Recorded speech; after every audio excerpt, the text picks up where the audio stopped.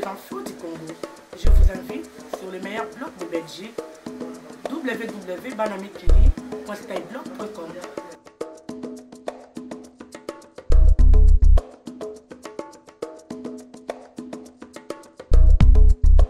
Au Kinshasa, les mutins du M23 affirment que 7 officiers supérieurs ont quitté les rangs des FARDC avec près de 170 hommes. Une information catégoriquement démentie par Kinshasa.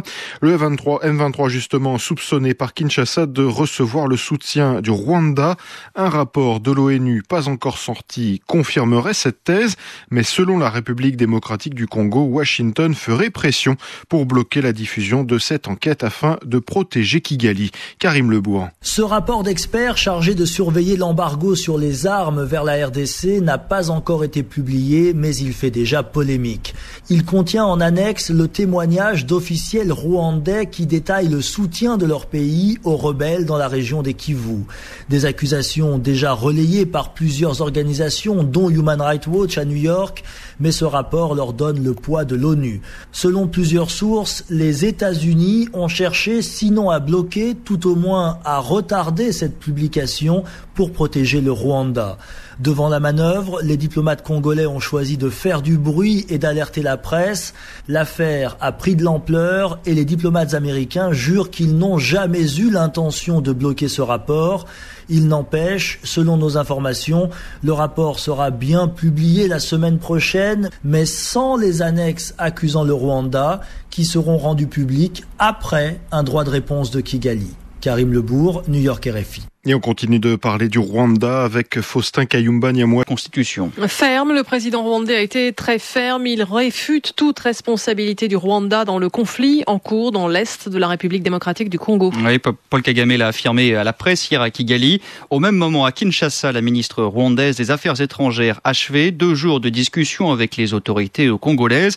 Avec son homologue, ils se sont mis d'accord pour une coopération entre les deux pays face aux mutins du M23 présents dans la province du Nord Kivu et donc à leurs frontières communes. Mais le président rwandais, lui, a renvoyé la RDC à ses problèmes. Charlotte Hydrac. Avec colère ou ironie, Paul Kagame l'a répété sur tous les tons, le Rwanda n'est pas la cause des problèmes du Congo, ils existaient avant que je naisse, a lancé le président rwandais. Manifestement exaspéré par les accusations indirectes de Kinshasa et de la mission de l'ONU en RDC, le chef de l'État a plusieurs fois réfuté tout soutien aux mutins de l'Est du Congo. Je ne suis pas responsable des Congolais rwandophones qui vivent dans la région, a-t-il ajouté. Paul Kagame s'en est également pris à la MONUSCO, qualifiée d'onéreuse et inutile, ainsi qu'à la soi-disant communauté internationale, je cite, accusée d'hypocrisie. Avant l'élection présidentielle en RDC, elle voulait se débarrasser du président congolais Joseph Kabila, a affirmé le président rwandais. Cette même communauté internationale a ensuite demandé le consentement du Rwanda pour arrêter Bosco Ntaganda, a poursuivi Paul Kagame à propos du général congolais recherché par la CPI.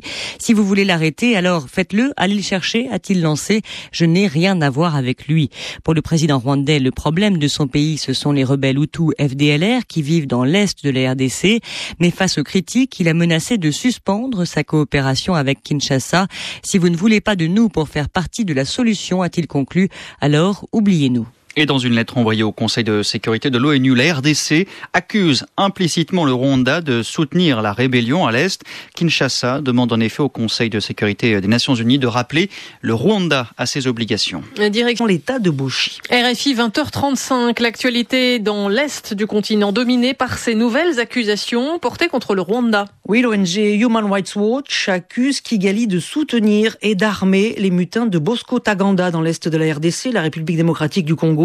L'ONG, en fait, confirme les informations contenues déjà dans une note interne de la mission de l'ONU en RDC. Elle comporte des témoignages attestant que des Rwandais ont été recrutés et formés dans leur pays pour renforcer les rangs des mutins. Human Rights Watch confirme donc témoignages de mutins déserteurs à l'appui. Écoutez, Anneke van Wunderberg de l'ONG. Les soldats rwandais ont recruté entre 200 et 300 personnes, notamment dans les districts de Musanze et de Rubavu. Ils ont pris ces gens dans le camp militaire de Kinigi, au Rwanda, pas très loin de la frontière avec le Congo.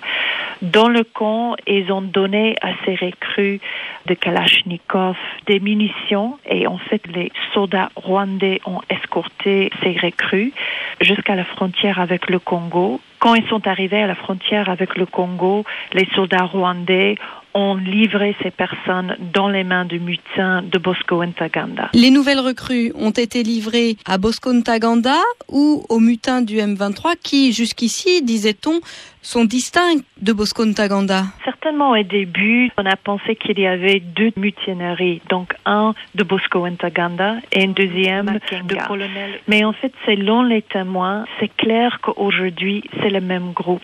Anneke van Woudenberg de Human Rights Watch avec Sarah Tisser. Et déjà, la semaine dernière, le Rwanda avait rejeté ces accusations, dénonçant, je cite, les mots irresponsables de lobbies comme Human Rights Watch. Enfin, Bosco Ntaganda, rappelons-le, est accusé de crimes de guerre dans l'est de la République démocratique du Congo. Il est sous le coup d'un mandat d'arrêt de la CPI, la Cour pénale internationale. Toujours dans la région, on a pris l'interpellation du correspondant congolais de l'agence France-Presse, Albert Cambalé, et d'une journaliste française indépendante, Mélanie Goubi, interpellée hier par des militaires dans l'est de la RDC à Jomba. Ils ont été interrogés par les services de renseignement à Goma avant d'être laissés libres. On le disait en titre, en République démocratique du Congo, les enquêteurs congolais et onusiens semblent de plus en plus convaincus de l'implication du Rwanda dans l'enrôlement de ressortissants rwandais au sein des mutins du M23 qui sévissent, on le sait, dans l'est de la RDC. Au fil des auditions ces 5 derniers jours, d'au moins 51 Rwandais qui se sont rendus, soit à la force onusienne de la MONUSCO, soit aux forces congolaises. Il en ressortirait l'existence d'une véritable filière de recrutement. 51 Rwandais et non 11 comme initialement annoncé, Bruno Minas. Ce ne sont pas des soldats, mais des jeunes de milieux rural défavorisés recrutés sur la base d'une tromperie. On leur fait croire qu'ils vont rejoindre l'armée rwandaise dans leur pays, en paix, et ils se retrouvent servant de chair à canon à Runyoni, au Congo, place forte de la mutinerie sous les bombes des FARDC. Leur formation est minime. On leur confie des missions dangereuses comme aller chercher les blessés pendant les bombardements. Plusieurs dizaines ont réussi à fuir. On ne connaît pas le chiffre exact. Les 51 qui ont rejoint Goma ont eu la chance d'avoir la vie sauve. 14 ont été reconduits chez eux en toute discrétion. Parmi les 37 restants, 24 sont dans le camp MONUSCO, les autres entre les mains des FARDC. Interrogés depuis 5 jours, ils révèlent une véritable filière qui commence dans les collines de Mudende au Rwanda, où des recruteurs les acheminent vers la frontière. Là, des gradés leur confisquent papiers d'identité et téléphone avant de les conduire à pied à travers la forêt vers le champ de bataille. Les éléments rassemblés par les enquêteurs congolais et onusiens sont accablants pour le Rwanda, mais personne n'a encore élevé de protestation.